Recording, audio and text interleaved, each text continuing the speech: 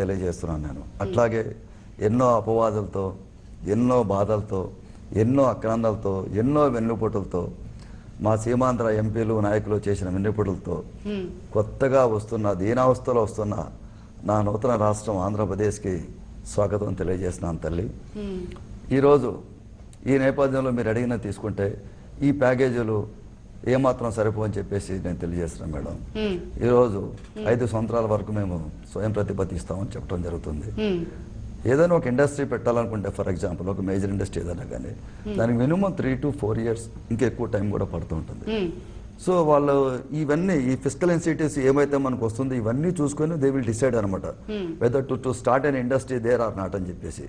And you will compare with other states. Telangana ఎట్లా ఉన్నది, జమ్మూ కాశ్మీర్లో నాకు ఏమొస్తుంది, because it is a business కాబట్టి బిజినెస్ మ్యాన్ తనకి ఏ రకమైన లాభం వస్తుంది అన్నది చూసుకొని అక్కడ మాత్రమే ఇండస్ట్రీ పెడతాం జరుగుతుంది అనమాట. తర్వాత ఎన్విరాన్మెంట్ చూస్తాడు, తర్వాత ఇన్ఫ్రాస్ట్రక్చర్ ఫెసిలిటీస్ చూస్తాడు.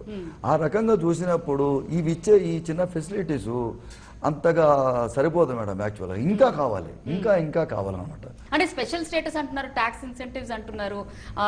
మిగతా రాష్ట్రాలు కూడా మాకు కూడా ఇటువంటి వెనకబడ్డ రాష్ట్రాలు ఆల్మోస్ట్ 7 రాష్ట్రాలు మాకు కూడా ఈ స్పెషల్ స్టేటస్ ఇవ్వండి అని అడగడం జరుగుతుంది. అంటే ఏ బెనిఫిట్ లేకపోతే ఎందుకు అడుగుతారు? దీనివల్ల అంటే ఎటువంటి లాభాలు ఉంటాయని మీరు అనుకుంటున్నారు?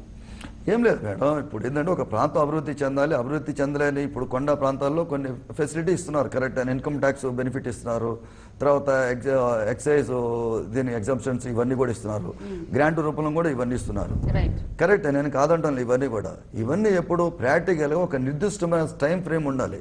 తక్కువ టైం ఇస్తే అది ఉపయోగపడుతుంది మేడం. అది నేను ఒక 15 years ఒక 20 years మనకి ఇస్తే కేంద్ర ప్రభుత్వం యొక్క మన చిత్తశుద్ధిని మనం ఇది చేయొచ్చు. అది నేను అనేది అనమాట. నేను వాంట్ ఇప్పుడు మాకు నిజంగా నష్టం జరిగిందని చెప్పేసి అందరికీ అర్థమైపోయింది క్లియర్ గా. అందుకనే మాకు ప్యాకేజీలు ఇవ్వడం జరుగుతున్నది.